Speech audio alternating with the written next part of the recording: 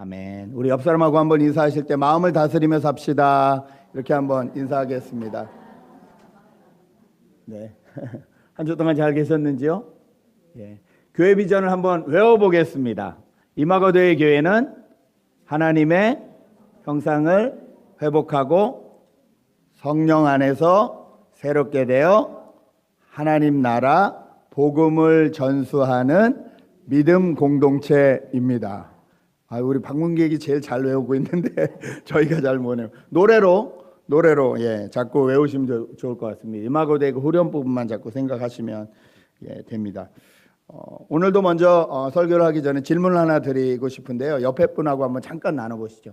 사람들이 왜 서로 이렇게 약속을 한 법을 지키지 않을까요? 교통법이라든지 뭐 여러 가지 법들이 있잖아요. 그게 다 약속이잖아요. 약속이고 안전을 위한 서로 간의 약속인데 사람들이 왜 법을 지키지 않을까요? 한번 옆에 분하고 잠깐 나눠보시죠. 사람들이 왜 법을 지키지 않을까?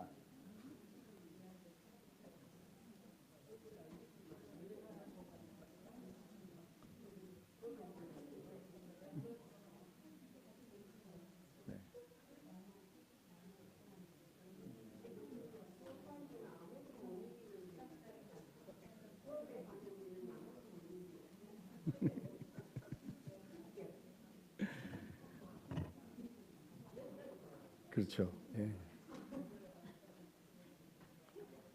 이 시간은 정말 가장 귀한 시간입니다. 왜냐하면 여러분이 스스로 생각하는 시간이기 때문에 설교는 그냥 이렇게 선포만이 아니라 같이 이렇게 주고받으면서 하나님의 말씀이 무엇인지 저희가 깨달아야 될 줄 믿습니다. 그 다음 표를 한번 보여주시죠. 두 번째 표를 보시면요. 저희가 진짜 균형 있는 성장생활, 신앙생활을 하기 위해서 지금 그리스도 안에 있는 나를 중심으로 네 가지 단계를 보고 있습니다. 하나님과의 관계를 첫 번째로 알아봤고요. 두 번째, 나와 내 자신과의 관계에 대해서 계속 살펴보고 있습니다.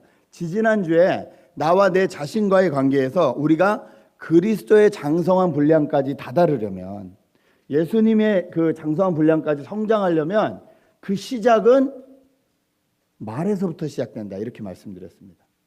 내가 믿는 것과 내가 아는 것이 따로따로 놀지 않고 하나가 되는 것도 우리의 언어 생활에서부터 시작된다 말씀드렸습니다. 성령 안에서 새롭게 되어서 새 사람을 입는다는 것도 어려운 것이 아니라 그것이 시작되는 것, 내가 성령 안에서 새 사람이 되었다는 것이 시작되는 것도 언어 생활부터다. 이 말에 대한 중요성에 대해서 저희가 나눴습니다. 나 자신을 진짜 사랑하는 방법, 그것도 역시 내 입에서 나오는 말부터입니다. 자, 그렇다면 이 말에 대해서 저희가 살펴봤는데 말이 얼마나 중요한지는 저희가 날마다 저희 생활 가운데서 경험하고 삽니다. 사람들과의 관계 가운데 서로 관계가 틀어지기도 하고 좋아지기도 하고 이게 다 말에서 시작되는 거잖아요. 그래서 너무 말이 중요하다는 것은 아는데 이 말을 어떻게 다스릴 수 있을까? 이것이 문제라는 거죠. 성경도 이 말을 다스리는 것이 정말 어렵다고 얘기를 합니다. 그래서 야고보서는요, 이 말을 주관하는 혀를 뭐라고 하냐면 불과 같다, 이렇게 표현합니다. 불만일 뿐이 아니라 그냥 불이 아니라 이걸 제어할 수가 없는데 악이고 죽음에까지 이르게 한다, 이렇게 표현합니다. 이 혀가 걷잡을 수 없고 악이고 죽음에까지 이르게 하는 것이 이 말이다, 이렇게 얘기하고 있습니다. 자, 말을 다스려야 우리가 아는 것과 믿는 것이 하나가 되고, 말을 다스려야 우리가 나를 사랑하는 길이 되고, 말을 다스려야 성령 안에서 새 사람을 입는 것인데, 그러면 우리의 말이 이런 악이나 독이나 이런 것이 아니라 선이 되고 생명이 되고 사람을 회복시키는 이런 말이 되려면 무엇을 해야 되느냐, 여기에 대해서 생각해 보기 원합니다. 어떻게 하면 말을 다스릴 수 있을까요? 어떻게 하면 내 말을 제어하고 다스릴 수 있을까요? 이 힌트가 기독교가 말하는 죄와 일반 세상에서 말하는 죄를 비교해 보면 좀 힌트를 얻을 수 있습니다. 보통 저희가 일반 세상에서 말하는 죄, 오늘도 여기 나오는데 살인이나 간음이나 음행이나 도적질이나 거짓이나 이런 것 같은 죄를 일반에서는 그냥 죄라고 말을 합니다. 그런데 더 정확히 말하면 이것은 죄이지만 죄의 결과물입니다. 그렇죠? 죄의 결과, 죄의 열매예요. 살인이나 비방이나 폭력이나 이런 건 죄의 열매인 거죠. 죄가 나타난 모습이잖아요. 그 열매, 결과라고 표현합니다. 그럼 이 결과가 일어나기 전까지의 그 전 단계가 있죠. 그 전 단계가 뭘까요? 죄를 짓게 만드는 동기가 있겠죠. 내가 저 사람을 때리는 이유가 있겠죠. 때리고 싶은 동기가 있겠죠. 그것을 이제 마음의 상태라 그러는 거예요. 그래서 뭐 죄의 줄기 정도라고 보면 되고요. 이 마음의 상태를 나타내는 것이 죄의 결과다, 이렇게 밖으로 나타나는 열매다, 이렇게 말을 하고 있습니다. 그래서 많은 종교들은 이 동기를 다스려야 된다고 말합니다. 그래서 마음 수련을 한다거나 기도를 한다거나 묵상을 한다거나 어떤 이런 단계를 통해서 이 마음을 다스리면 거기까지 가지 않을 수 있다, 이렇게 말을 하죠. 기독교도 여기까지는 동일합니다. 근데 기독교는 여기서 한 걸음 더 나가죠. 자, 그러면 왜 그런 마음의 동기가 드냐는 거죠. 왜 그런 마음의 동기가 들까요? 성경은 거기에 대해서 주인이 아닌 인간이 주인 자리에 앉아있기 때문이다라고 말을 합니다. 저희는 하나님으로부터 만들어진 존재인데 저희가 저희 인생의 주인인 양 그 자리에 앉아있기 때문에 그런 동기가 생긴다는 거예요. 하나님이 주인인데 그 자리를 내가 덥석 차지하고 앉아있으니까 남들과의 관계에 있어서 내가 저 사람이 미운 거예요. 왜냐하면 내가 주인이니까. 내 뜻대로 하지 않는 사람은 미운 거예요. 그 미움이 증폭돼서 때리고 싶은 거예요. 힘 있는 사람은 그것이 결과로, 열매로 나타나는 거예요. 때리는 거예요. 왜냐하면 내가 주인이라고 생각을 하는 거예요. 그 사람이 저 사람이나 나나 다 만들어진 존재이고 우리를 다스리는 주인은 하나님이시다라는 생각만 했어도 함부로 그렇게 남을 향해서 주먹이 나가진 않을 겁니다. 그런데 내가 주인인 거예요. 이것이 죄입니다. 그래서 성경은 이 죄의 근본, 가장 뿌리를 뭘로 보냐면요, 자기 중심성으로 봅니다. 자기가 주인이 아닌데 자기가 주인이라고 주장하고 싶은 마음, 이것을 원죄라고도 말을 하죠. 가장 근본적인 죄라는 것입니다. 자, 그렇다면 이것을 비교해 보면 말도 같다는 거예요. 말은 밖으로 드러나는 열매입니다. 그렇죠? 이 말을, 밖으로 드러나는 열매를 아름답게 하려면 그 열매가 나오기 전의 단계인 마음을 다스려야 되는 거예요. 이 마음을 다스리는 것. 성경은 마음을 다스리는 것에 대해서 상당히 많이 말씀을 하고 계십니다. 자, 오늘도 보면 바리새인들과 예수님이 부딪히는 본문입니다. 부딪히는 이유가 뭐냐면 바리새인들이 생각하는 장로들의 전통이 있는 거예요.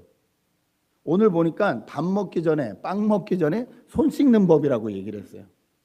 또 어떨 때는 안식일날은 추수하지 않는 것, 여러 가지 법들이 있는 거예요. 장로들의 규칙이 있는 거예요. 그런데 그 규칙을 예수님과 제자들이 어긴다는 거예요. 너희는 왜 이런 전통과 규칙을 어기느냐? 이렇게 지금 바리새인들이 예수님과 제자들에게 따지고 있습니다. 그럼 예수님이 그러네, 미안하게 됐네. 아무래도 뭐 밥 먹기 전에 손 씻는 것이 위생상도 좋고 그 좋은 거지, 장로들의 전통인데 우리가 지키면 좋지, 이렇게 말씀하시면 좋을 텐데 예수님 절대 그렇게 말씀하지 않으신다는 거죠. 오늘 뭐라고 말씀하시냐면 너희는 장로들의 전통은 지킨다고 하면서 그 장로들보다 더 높은 하나님의 계명은 도대체 왜 안 지키냐, 이렇게 말씀을 하시는 거예요. 이 말이 이 바리새인들과 율법학자들에게 얼마나 충격이었겠습니까? 왜냐하면 이 사람들이 바리새인과 율법학자거든요. 무슨 말이냐면 하루 종일 하나님의 말씀이 뭔지를 연구하고 그 말씀이 옳으냐 그르냐를 따지고 이걸 어떻게 하면 잘 지킬 수 있냐 생각해가지고 고민해서 만들어 놓은 것들이 이 사람들이 생각하는 전통이거든요. 장로들의 전통. 그러니까 하나님의 말씀을 잘 지키려면 이렇게 해야 되고 이렇게 해야 되고 이렇게 해야 된다는 걸 수없이 만들어 놓은 건데, 그런 자기들을 향해서 너희는 하나님의 말씀을 지키지 않는 사람들이다, 이렇게 말씀을 하시니 얼마나 황당하겠습니까? 그런데 예수님은 그냥 말씀을 그렇게 하시는 것이 아니라 그 증거를 대십니다. 4절을 한번 다시 보시겠습니다. 오늘 마태복음 15장 4절부터 제가 6절까지 읽겠습니다. 하나님께서 말씀하시기를 아버지와 어머니를 공경하여라 하시고 또 아버지나 어머니를 욕하는 자는 반드시 죽을 것이다 하였다. 그러나 너희는 말하기를 누구든지 아버지나 어머니에게 내게서 받으실 것이 하나님께 드리는 예물이 되었습니다 하고 말만 하면 그 사람은 제 부모를 공경하지 않아도 된다고 한다. 이렇게 너희는 너희 전통 때문에 하나님의 말씀을 폐한다. 여러분, 부모님을 공경하라는 건 하나님의 말씀이죠. 확실한 계명이죠. 이거는 가장 모든 계명에, 모든 법의 근거가 되는 십계명에도 써 있는 말씀이잖아요. 내 부모를 공경하라. 그런데 내 부모를 공경하라는 말씀이 있는데 이것이 변질될 수 있었다는 거예요. 예수님 시대에 어떻게 하냐면, 만약에 어떤 사람이 돈이 있어요. 그 돈으로 부모님을 섬겨야 돼요. 한 달에 얼마, 뭐 예를 들어서 부모님께 한 300불 용돈을 드리기로 했다고 쳐요. 그 내가 계산을 해가지고 그 정도를 한 달에 이제 부모님께 용돈으로 드려야겠다 생각을 하는데, 그거를 부모님을 섬기는 데 쓰지 않고 고르반이라고 딱 책정을 해버리면 그거는 부모님도 못 건드린다는 거예요. 이 고르반이라는 게 뭐냐면 하나님께 드려진 것이다 라는 거예요. 자, 그렇다고 해서 이 사람들이 실제로 다 드렸냐? 그렇지 않아요. 아직 안 드렸어도 괜찮아요. 안 드렸어도 괜찮은데 고르반이라고 책정만 해놓으면 아무도 못 건드리는 거예요. 그리고 그렇게 고르반이라고 책정한 것이 많을수록 사람들에게는 와, 저 사람 믿음 좋은 사람이라고 칭찬을 받는 거예요. 왜냐하면 하나님께 드리기로 했으니까. 그 사람이 정말로 하나님께 드리는지 안 드리는지 그 사람 죽을 때까지 몰라요. 그런데 이미 그렇게 다 정해버리면 벌써 믿음 좋은 사람이 되는 거예요. 벌써 바리새인 중에 바리새인이 되는 거예요. 정말 하나님의 율법대로 사는 사람들이 되는 거예요. 그럴 때는 부모를 공경할 돈이 없으니까 그것을 안 해도 된다라는 것이 장로들의 전통이라는 거예요. 이런 말도 안 되는 전통을 만들어 놓고 그 위에 있는 하나님의 말씀, 내 부모를 공경하라는 말씀은 너희는 안 지키고 있지 않느냐. 예수님 지금 이렇게 말씀하시는 거예요. 그러면서 이사야서를 빗대서 이렇게 말씀하십니다. 8절부터 11절까지 같이 읽겠습니다. 8절부터 시작. 이 백성이 입술로는 나를 공경해도 마음은 나에게서 멀리 떠나 있다. 그들은 사람의 훈계를 교리로 가르치며 나를 헛되이 예배한다. 예수께서 무리를 가까이 부르시고서 그들에게 말씀하셨다. 너희는 내 말을 듣고 깨달아라. 입으로 들어가는 것이 사람을 더럽히는 것이 아니라 입에서 나오는 것, 그것이 사람을 더럽힌다. 지금 율법학자들과 바리새인들은요, 손 안 씻고 밥 먹은 게 사람을 더럽힌다, 정결한 사람이 되지 못하게 한다라고 말하는데, 예수님 뭐라고 하시냐면 그 음식이 문제가 아니라 너희 입에서 나오는 것이 문제라는 거예요. 너희 입에서 나오는 말이 문제라는 거예요. 그 말을 만드는 마음이 문제라는 거예요. 그러면서 계속 말씀하시죠. 18절부터 20절입니다. 그러나 입에서 나오는 것들은 마음에서 나오는데 그것들이 사람을 더럽힌다. 마음에서 악한 생각들이 나온다. 곧 살인과 간음과 음행과 도덕질과 거짓 증언과 비방이다. 이런 것들이 사람을 더럽힌다. 그러나 손을 씻지 않고서 먹는 것은 사람을 더럽히지 않는다. 진짜 정결한 게 뭐냐는 거예요.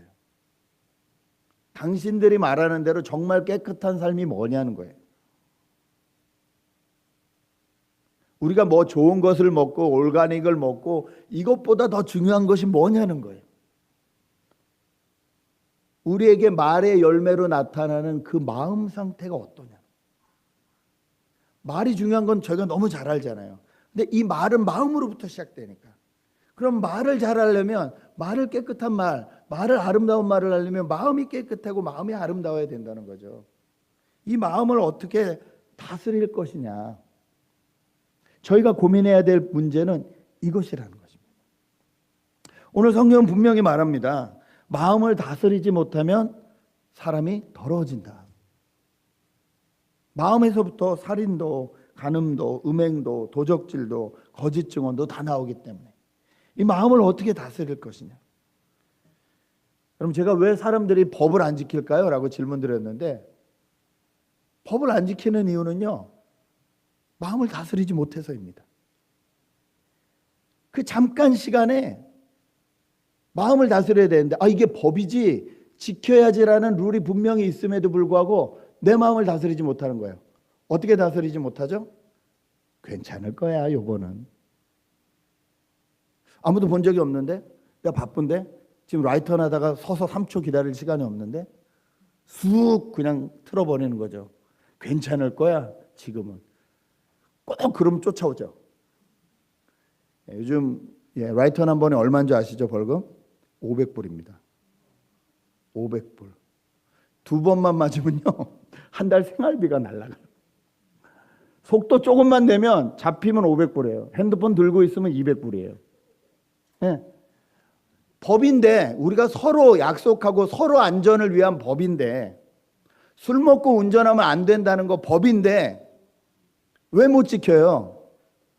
솔직히 말하면 못 지키는 게 아니라 안 지키는 거예요. 왜요? 그 순간 마음을 안 지키기 때문에. 괜찮을 거야, 요번만은. 괜찮을 거야, 뭐 5m 가는데 뭐. 불과 5m, 10m 갔다 그래서 음주운전 걸려가지고 프로 선수로 미국에서 그렇게 노력하던 선수가 1, 2년 못 들어오고, 불과 한 번의 실수로 인해서, 불과 한 번의 실수잖아요, 그렇죠? 불과 한 번의 실수로 인해서 인생이 바뀌는 경우가 얼마나 많습니까? 근데 그 이유가 뭐냐고요? 마음을 지키지 못해, 마음을 다스리지 못해서 그렇다는 거죠. 그래서 성경은 마음에 대해서 수없이 말하고 있습니다. 잠언 4장 23절은 이렇게 말합니다. 그 무엇보다도 너는 내 마음을 지켜라. 그 마음이 바로 생명의 근원이기 때문이다. 생명의 근원이 마음으로부터 있대요. 누가복음 6장 45절. 선한 사람은 그 마음속에 갈무리에 놓은 선더미에서 선한 것을 내고, 악한 사람은 그 마음속에 갈무리에 놓은 악더미에서 악한 것을 낸다.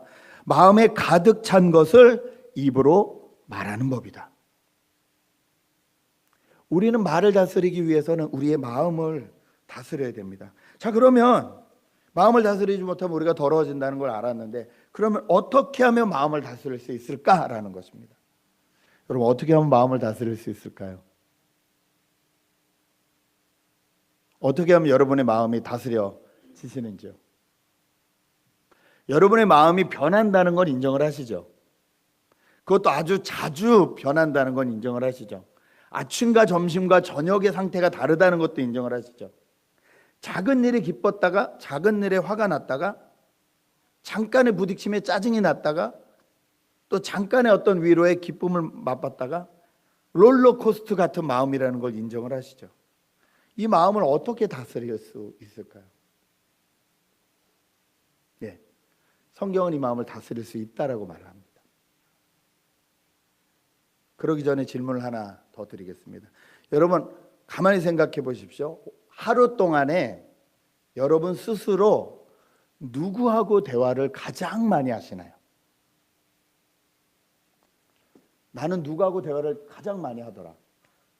일부에서 애기 엄마가 애기요 그러더라고요.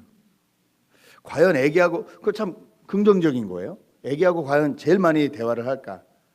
여러분, 하루 동안에 여러분 누구하고 가장 대화를 많이 하시는 것 같으세요?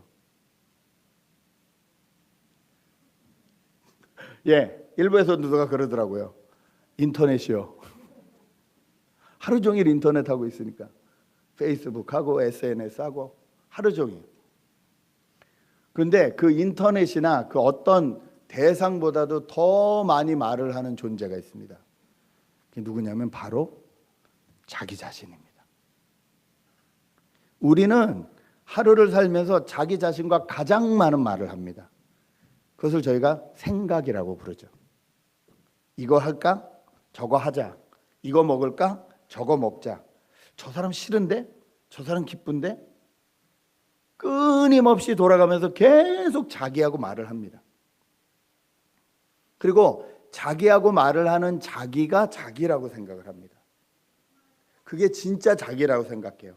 무슨 말씀이냐면요, 내 마음과 내 생각은 내가 컨트롤하고 있다고 생각을 해요. 근데 여러분, 이것이 사실일까요? 여러분의 마음과 여러분의 생각은요, 여러분이 컨트롤하지 못합니다.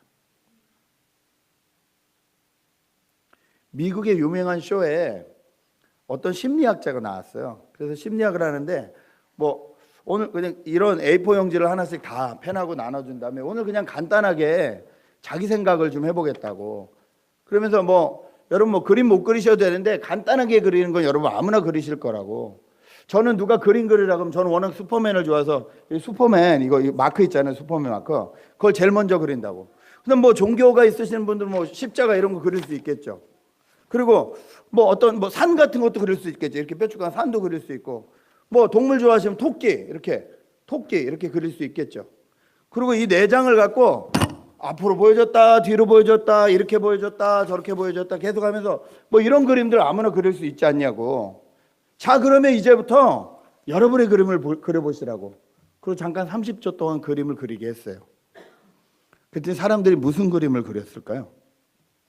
각자 다 자기의 그림을 그렸을까요? 아니요. 거의 300명이 앉아 있었는데 거의 대부분의 사람이 별을 그렸습니다. 그 이유가 뭔 줄 아세요? 이 사람이 심리학을 이용해서 계속 그렇게 그 사람들에게 보여줬기 때문입니다. 슈퍼맨의 S, 크로스의 T, 산 모양의 A, 토끼를 거꾸로 들어서 R. 이것을 계속 보여주고 나니까 거의 대부분의 사람들이 자기 생각이라고 그린 그림이 스타였어요. 여러분, 저희는 저희가 생각하는 줄 알아요. 이걸 가장 잘 이용하는 것이 어디예요? 광고예요. 내 생각인 것처럼 만들어요. 어떻게 하면 이 사람들에게 노출을 많이 시켜줄까? 그래서 정말 이 사람들이 이게 필요한 것처럼 느끼게 해줄까? 그래서 광고업체들이 하는 것은 어떻게 하면 가장 사람들이 많이 보는 것에 우리 상품이나 우리가 만들어낸 것을 노출시킬까를 연구해요. 이게 마케팅 팀이에요. 우리는 끊임없이 영향을 받아요. 우리가 보는 모든 것으로 영향을 받습니다. SNS가 됐든 사람들의 말이 됐든 계속 영향을 받는데, 영향을 받으면서 이렇게 생각해요. 아, 이건 내 생각이야. 내 생각이라고 생각을 해요. 여러분, 유행이 왜 생기는 줄 아세요? 그 어떤 물건이나 어떤 것이 딱 이렇게 노출이 되기 시작하면 그 노출이 많이 되게 되어서 이 노출된 것을 보고 저것을 내가 따라가지 않으면 사람들에게 뒤처지겠다는 군중 심리가 생길 때 그 상품이 유행을 탄다고 합니다. 그래서 일부러 연예인이나 이런 사람들한테 옷이나 이런 걸 다 스폰서해 주는 거예요.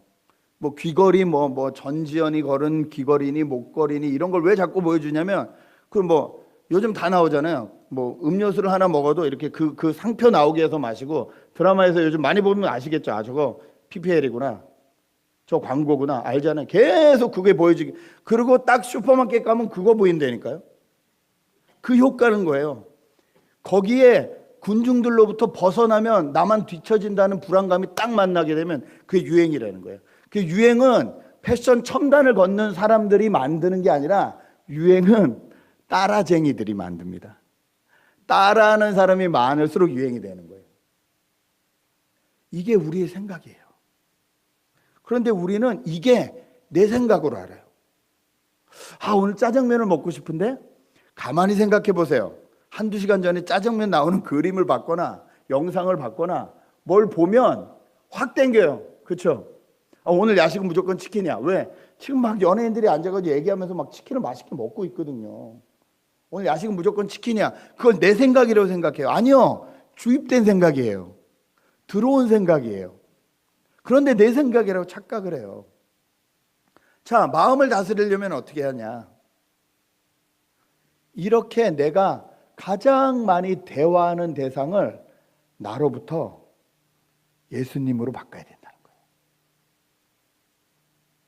다른 매체나 다른 모든 것들 들어오는 것을 내 생각으로 생각하잖아요. 그 대화의 상대를 예수님으로 바꾸라는 거예요. 왜냐하면 예수님은 우리보다 우리를 잘 아시고 우리를 위해서 기꺼이 모든 것을 내어 주실 수 있는 믿을 만한 분이시기 때문에 오늘 요한복음 10장부터 10절부터 14절까지 요한복음 10장 10절에서 14절까지 이렇게 말합니다. 도둑은 다만 훔치고 죽이고 파괴하려고 오는 것뿐이다. 나는 양들이 생명을 얻고 또 넘치게 얻게 하려고 왔다. 나는 선한 목자다. 선한 목자는 양들을 위하여 자기 목숨을 버린다. 사꾼은 목자가 아니요 양들도 자기의 것이 아니므로 이리가 오는 것을 보면 양들을 버리고 달아난다. 그러면 이리가 양들을 물어가고 양떼를 흩어버린다. 그는 사꾼이어서 양들을 생각하지 않기 때문이다. 나는 선한 목자이다. 나는 내 양들을 알고 내 양들은 나를 안다. 예수님은 우리의 선한 목자이십니다. 예수님은 우리를 바른 길로 인도하실 수 있는 분이십니다. 그분의 말은 믿을만 합니다. 왜냐하면 그분은 사꾼이 아니고 위기 상황에 우리를 놓고 도망가실 분이 아니기 때문입니다. 그래서 우리의 대화 상대를 내가 아닌 예수님으로 바꿀 때 우리는 그때서야 마음을 다잡을 수 있습니다. 롤러코스터처럼 움직이는 내 마음에 포커스를 두지 않고 예수님이 하시는 말씀에 포커스를 둘 수 있습니다. 그럴 때 내 마음이 평안해진다는 거예요. 오늘 말씀에 이런 말씀이 있어요. 나는 선한 목자다. 나는 내 양들을 알고 내 양들은 나를 안다. 여러분 이 말씀 믿어지십니까? 어떤 대학교에서 한 목사님이 질문을 했더니 한 자매가 그렇게 대답을 했대요. 저는 하나님과 대화하고 하나님의 말씀하시는 대로 살아요. 그랬더니 거기 믿지 않는 많은 친구들이 반발하는 거예요. 야, 그게 하나님의 말씀인지 네 생각인지 어떻게 하냐? 여러분, 하나님의 말씀인지 내 생각인지 어떻게 할까요? 어려우시죠? 근데 이 어린 대학생 자매가 기가 막힌 말을 했어요. 자꾸 들어보면 알아. 아기가 엄마의 말씀인지 아빠의 음성인지 어떻게 할까요? 자꾸 들어봐서 알아요. 저희가 이게 하나님의 음성인지 내 마음속에 내 욕심인지 어떻게 할까요? 자꾸 들어봐야 알아요. 아, 이건 아니었구나. 실패도 해보고 자꾸 들어보면 아는 거예요. 자꾸 듣는 길을 택해야 되는 거예요. 자꾸 들을 수 있는 길을 잡아야 되는 거예요. 우리 인생에 수많은 문제가 있어요. 예상치 못한 문제들이 날마다 일어나요. 오늘은 멀쩡하다 내일은 갑자기 사고가 터져요.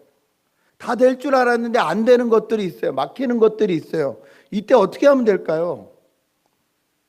인간의 지혜로 무엇을 하면 될까요? 아니요, 저희가 할 수 있는 것은 지극히 한계적입니다. 그럴 땐 내 인생에 대해서 누구보다도 관심이 많으시고 나의 선한 목자가 되시는 그분이 뭐라고 하시는지를 들어야 돼요. 그게 대화 상대를 내가 아닌 예수님으로 바꾸는 거예요. 여러분 인생에 문제가 생겼을 때, 어려움이 있을 때, 고민이 있을 때, 또 평안할 때에도 나를 위해서 십자가에 달려 죽으실 수 있는 사꾼들처럼 도망가지 않고, 여러분 물건 파는 사람들은 물건 팔고 나면 여러분들에 대해서 책임을 지지 않아요. 그냥 It's your responsibility. 끝. 그렇죠? 저희 집에 즙을 짜는 기계가 있습니다. H 뭐라고 해서 H롬이라고 해서 있어요. 이렇게 천천히 짜는 기계. 그래서 뭐 이렇게 뭐 영양소를 파괴하지 않고 천천히 짠다 그래서 이렇게 비싸요. 비싸요. 아, 이걸 저희 집에 어떻게 샀느냐? 어느 집에 갔더니 그게 있는 거예요. 그걸로 이렇게 녹즙을 짜 줬는데 먹으니까 맛있는 거예요. 그게 딱 박혔어요. H롬, H롬. 기회만 보면 H롬 노래를 부르는 거예요. 네. 결국은 샀어요. 문제는 한 번 먹고 나면요, 그 기계 하나만 한 20분 청소를 해야 돼요. 샐러리 같은 걸 하면 그 사이에 껴가지고 나오지도 않아요. 뾰족한 걸로 막 이렇게 찔러가면서 청소를 해야 돼요. 그래서 많은 사람들이 한 10번 써보고, 비싸니까 한 10번 써보고 도저히 귀찮아서 못하겠다고 그러고 안 써요. 사본 사람들은 어딘가 있어요. 어딘가 있는데 안 써요. 그 사람들은 그 기계를 팔 때 절대 이게 천천히 하기 때문에 영양소 파괴도 안 하고 좋은 것이 다 나옵니다라고 하면 설명하지, 그런데 설거지가 20분 걸립니다는 절대 얘기해 주지 않아요. 절대 얘기해 주지 않습니다. It's your responsibility. 세상은 그렇습니다. 그런데 예수님은 뭐라 그러세요? 나는 사꾼이 아니다라는 거예요. 나는 너를 위해서 죽을 수 있는 사람이라는 거예요. 그리고 나는 내 양들을 알고 내 양들은 나를 안다고 말씀하시는 거예요. 여러분, 이 음성이 여러분을 향한 음성으로 들리시길 주님의 이름으로 축복합니다. 이 음성이 정말 하나님이 나에게 하시는 말씀이구나 딱 들리면요, 그러면 마음 다스릴 수 있어요. 널뛰게 하는 내 마음을 잡을 수 있어요. 그리고 우리의 온통 집중은 뭐냐면 그 주인이신 예수님이 뭐라고 하실까? 그걸 자꾸 듣고 싶어 하는 거예요. 마음을 다잡으시려면 여러분의 대화 상대를 예수님으로 바꾸십시오. 마지막으로 마음을 다스리기 위해서 우리가 해야 되는 것은요, 성령의 인도하심을 받는 거예요. 성령을 받으면 말이 바뀝니다. 말이 바뀌었다는 것은 마음과 생각이 바뀌었다는 것입니다. 마음과 생각이 내 생각이 아닌 성령의 생각. 다시 말해서 성령이 기록하신 성경, 이 성경의 생각이 내 생각이 된다는 거예요. 이분을 인도하심을 따라가면 이 성경의 생각이, 하나님의 생각이 내 생각이 된다는 거예요. 그럴 때 마음이 다스려지는 거예요. 여러분, 성경을 잘 보면 아시겠지만 성령이 임하실 때마다 이상한 현상들이 나타나요. 사도행전 2장 4절을 같이 한번 볼까요? 사도행전 2장 4절을 같이 한번 읽겠습니다. 시작.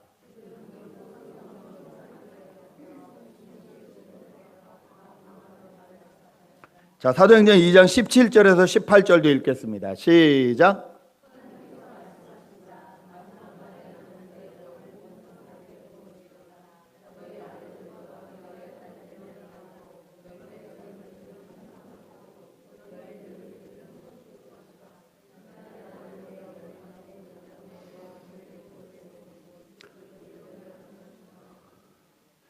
사도행전 19장 6절에서 7절, 우리 이쪽 젊은 친구들만 한번 큰 소리로 읽겠습니다. 시작.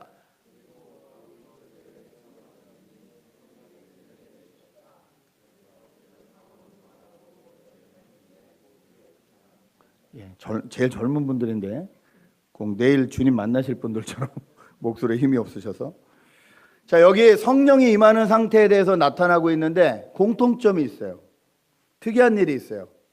방언이라고 말하는 특별한 말을 하거나 아니면 예언이라고 말하는 지혜의 말들이 있다는 거예요. 다시 말해서 일반적인 말이 아니라 특별한 말이 나오기 시작한다는 거예요. 성령이 임하시면 말이 바뀐다는 거예요.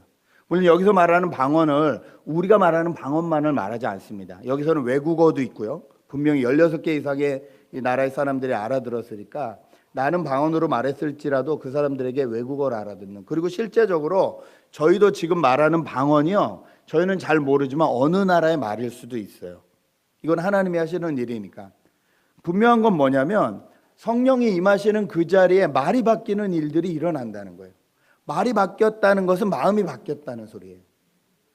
그러므로 우리의 마음을 다잡으려면, 우리의 마음을 온전히 하려면 우리는 성령의 인도하심을 받아야 된다는 거예요. 여러분, 성령의 인도하심을 받는 것, 이 말은 다시 말해서 성령이 기록하신 성경의 인도하심을 받는 것과 같은 말입니다. 여러분, 우리는 구원이 필요한 사람들이에요. 죽어서의 구원뿐만이 아니라 날마다 살아 있으면서도 매일매일 구원이 필요한 사람이에요. 불쾌하고 힘들고 어렵고 짜증나는 사건 가운데서 구원받아야 되고요. 내 힘으로 풀 수 없는 비자 문제나 여러 가지 문제 가운데서도 구원받아야 되고요. 저희는 날마다 구원받아야 될 문제들이 쌓여 있어요. 그렇죠? 예수를 믿고 마지막 날 구원받는 건 보장이 되었다 할지라도 날마다의 구원은 어떻게 받느냐는 거예요. 내 마음을 평안하게 다스릴 수 있는 게 구원이잖아요. 아무리 요동해도 내 마음이 평안할 수 있으면 이게 구원이잖아요.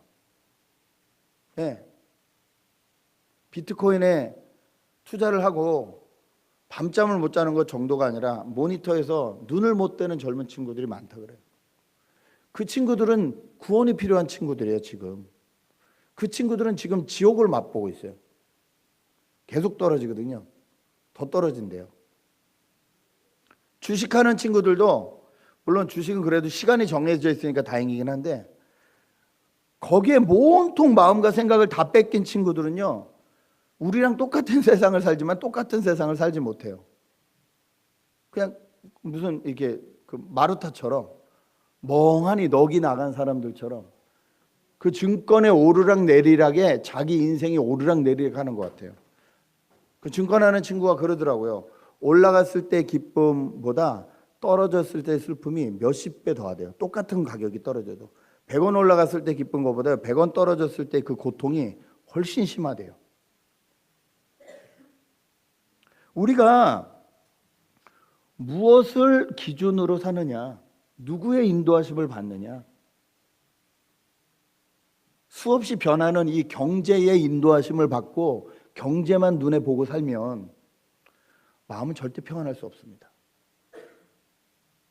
지난주 우리는 얼마나 불안했습니까? 북미 회담이 캔슬됐다. 이거 어떡하지? 이러다 진짜 열받으면. 그리고 트럼프가 한마디 했잖아요. 너희가 핵무기가 강하다 그러는데 우리가 가지고 있는 핵무기는 이건 말이 안 돼서 이걸 쓸 기회가 없기를 정말 바란다. 막 이렇게 썼잖아요. 정말 열받으면 가능한 일이거든요. 예, 전례가 있고요. 그러면 피해는 누가 당해요? 저희 대한민국이잖아요. 이거 어떡하지? 그 다음날 바로 또 아니다. 회담은 열릴 수 있다. 문 대통령 날라가고 막 미국 날라왔다가 1박 3일 뭐 이런 게 있더라고요. 그러니까 비행기 안에서만 잤단 소리죠. 얼마나 급하니까 그냥 김정은이 좀 만나자 그러니까 바로 그냥 국민들에게 알릴 새도 없이 날라가고 막 정신이 없는 거예요. 그렇다고 지금 안정이 됐나요? 아니요. 몰라요. 말잔치 가운데 무슨 말을 믿어야 되는지 저 심중에 진짜 무슨 꿍꿍이를 가지고 있는지 아무도 몰라요. 우리가 불안하잖아요. 미국하고 우리나라뿐만 아니라 전 세계가 들썩들썩해요. 보니까 뭐 러시아, 일본 별로 상관없는 나라에서도 막 북미 회담이 잘 되기를 자기들이 기원한다 막 성명서를 올리고 그러더라고요. 왜냐하면 다 연결돼 있거든요. 이런 세상만 바라보고 살면요, 매일 불안합니다. 근데 어른들은 그 불안함은 거기서 끝나지 않거든요. 이미 마음속에서는 전쟁 났거든요. 예. 저희 어머님 이미 전쟁 났어요. 그래서 너희는 한국에 들어오지 말아라. 왜요? 벌써 속에선 전쟁이 나신 거야. 이미 나라가 적화 통일되신 거야. 막 어르신들 중에서 그렇게 걱정하시는 분들 많이 계세요. 불안하니까요. 그런 것을 자꾸 보면 저희는 절대 마음을 다스릴 수 없습니다. 그러므로 무엇을 봐야 됩니까? 태초부터 시작해서 전 인류의 마지막까지 기록되어 있는 성경을 봐야 됩니다. 이 성경이 하시는 말씀대로 이루어질 거예요. 여러분, 이 믿음이 있을 때 우리는 대비할 수 있고, 이 믿음이 있을 때 우리는 마음을 다스릴 수 있어요. 성령의 인도함을 받는 건 성경의 인도함을 받는 거예요.